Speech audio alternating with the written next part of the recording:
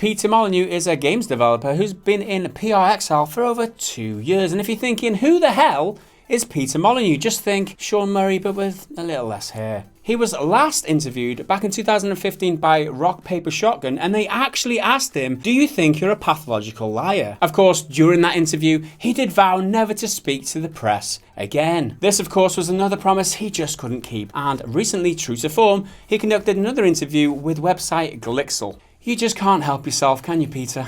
In the interview with Glixel, Molyneux talks about regrets, his newest mobile game, and what he has planned for the future. However, the most interesting part of the interview is how he reacted to the bad press and his reputation for being a notorious overpromiser. Molyneux described his high-plating statements as a way to build morale within the development team, a way of getting them excited for working on a big project. These statements unintentionally carried over to the press and public, who Molyneux believes misunderstood his intent. It wasn't meant to be hype, it was meant to describe the studio's aspirations.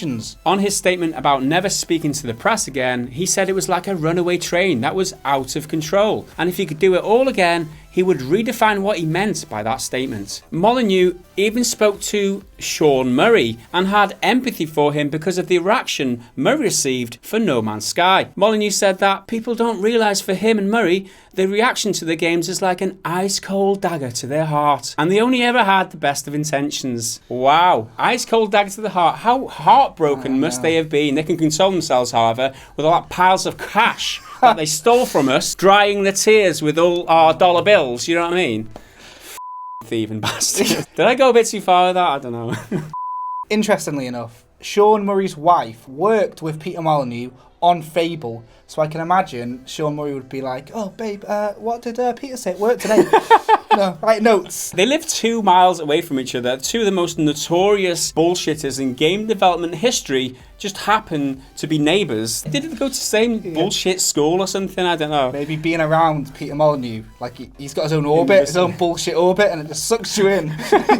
In Molyneux's credit, he released a lot of good games, a lot of innovative games, like Theme Park. Like that for his time was all. I loved Theme Park. Theme Hospital. I played that for hours. Yeah. There was Dungeon Keeper, Fable, Black and White, Populous. So many games that were like really good, and we've decided in the office. He's promised 10s. He's give 9s. No Man's Sky was a promise of 10. What was it?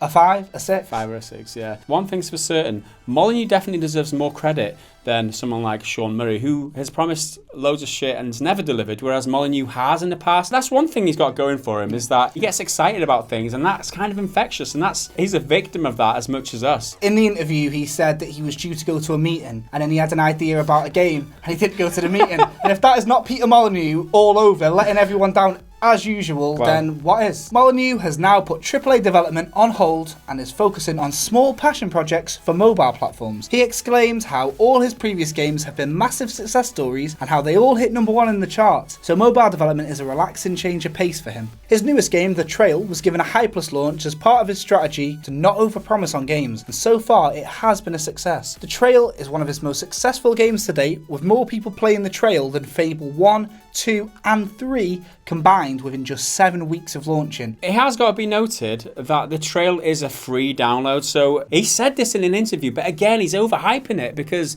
you can download any piece of shit for free. People paid for Fable 1, 2 and 3. Another victim of Molyneux bullshit here, if you ask me. Although he did express disappointment, he wanted the game to have the same level of success as other mobile titles like Pokemon Go. Put this into context, Pokemon Go is one of the most downloaded games ever, like next to Candy Crush and shit like that. Pokemon Go has been played by 650 million people across the whole world. That's loads of people. Okay, loads and loads of people. Peter Molyneux thinks that his game, after being in exile for like 2 years, is going to surpass that or going to compete with that. Where the f*** is he getting his information from? I just feel sorry for his kids. I know I've said it before, but you know, how many times must they have been let down and been taken to like Disneyland? We're going to go on the greatest holiday you've ever been on. It's going to change your life. Dad, it's Pontins again. Yeah, end up in a tent. Like. And going back to Peter Molyneux's game, The Trail, Molyneux said that the hypeless launch for The Trail was a success, but not enough. The team wanted more downloads so they could be competitive in the mobile market. Finally, Molyneux mentioned he was working on a new game called Legacy, but when asked about it, he said that it would be a mistake to talk about it. You're probably right there, Peter.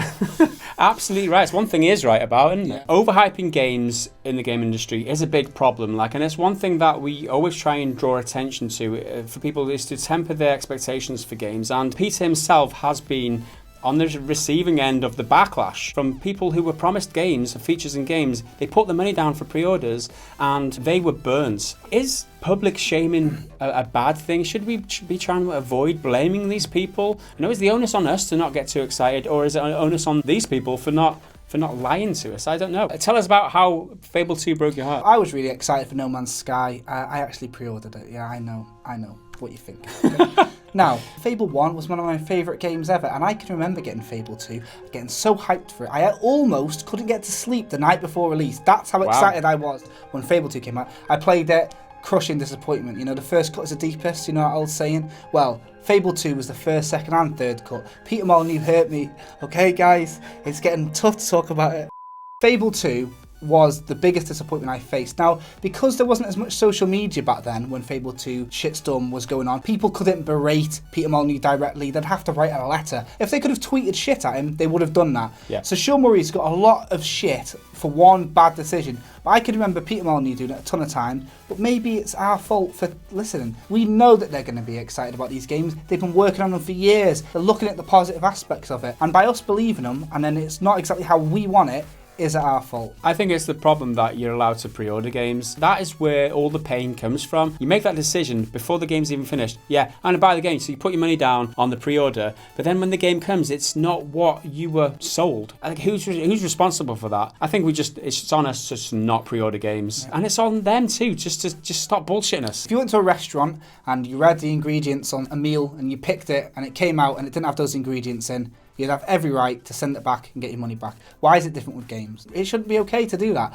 But somehow they do manage to get away with it fairly unscathed. So the tip is, with great hype comes great responsibility. Just be nice, isn't it? Don't know where that came from. That's a nice way to round up the video. Well done, Jake. If you want to check out the full interview with Peter Molyneux, there'll be a link in the description of this video. Let us know what you thought about any of the things we discussed in today's episode down in the comments below. Like the video if you enjoyed it, hit subscribe if you're new around here, check out some more of our content right about here on the screen, and we'll see you again in the next video. Until then, bye for now.